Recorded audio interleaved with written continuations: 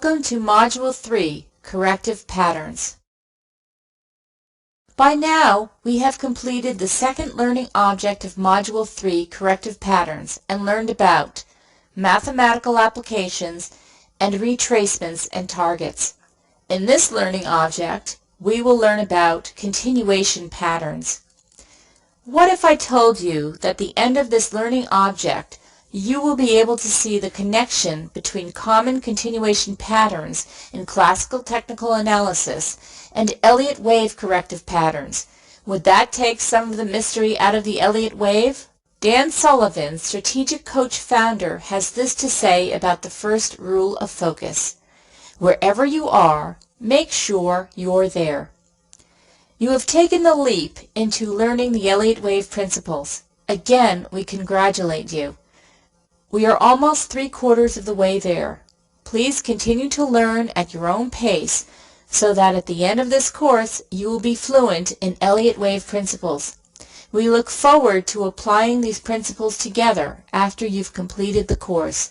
So, wherever you are, make sure you're there. The Elliott wave principle attempts to provide order to the markets by providing a framework within which market moves occur. We have now looked at the various patterns which fit into this framework. Elliott's interpretation of chart patterns parallels the classical use of these patterns, but with added precision. To apply Elliott wave analysis correctly, one needs to look for chart patterns in the price data and understand that they can be explained by the wave principle.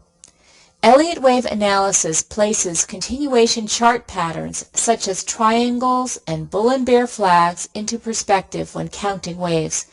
As well, there is a place for such reversal patterns as head and shoulder formations, 1, 2, 3 patterns, rising and falling wedges, and double and triple tops and bottoms in Elliott wave analysis. We already looked at these classical reversal patterns in Module 2. Let's look at some examples of the continuation patterns.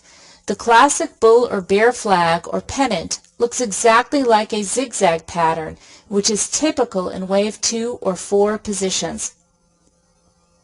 The bull flag is a continuation pattern in a rising market. The bear flag is a continuation pattern in a falling market. Triangles are the same in both languages, and the measuring objectives are similar as well. Finally, the rectangle formation looks exactly like a flat corrective wave in Elliott wave analysis. By studying and recognizing chart patterns, one can easily apply them to Elliott wave counts and analysis. Example of a Euro-USD continuation pattern. This daily Euro-USD chart from January to May 2005 illustrates the many similarities between classical chart pattern analysis and Elliott wave analysis.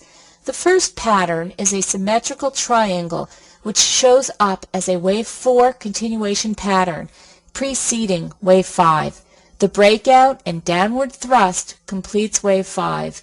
The measuring technique is to measure the height of the vertical line at the widest part of the triangle, the base, and measure that distance from the breakout point. The second pattern is a bear flag, which in Elliott terms is an ABC zigzag pattern. The pattern is corrective, and in this case, wave 2 corrects wave 1. The third pattern is an irregular flat correction, where B makes a new low below the previous wave 1 and C travels above the start of wave A. If this were a regular flat correction, it would look like a rectangle formation. This chart is the Euro-USD daily from May to November 05. The first pattern is a descending triangle, which shows up in a fourth wave position of wave 3. The breakout of this pattern concludes the subwave 5 of the wave 3. Also note the declining tops and flat bottom in the descending triangle. The second pattern is a running ABC flat, which also shows up in the fourth wave position, but in wave 5. The running ABC flat is akin to a rectangle formation in classic chart pattern analysis. This daily Euro-USD chart from May to November 05 breaks down this wave 4 correction, which corrects wave 3 of the larger sequence. This is a double zigzag with its ABCX, ABC components. This is a double 3 combination that we learned about earlier. This is the conclusion of the learning objects.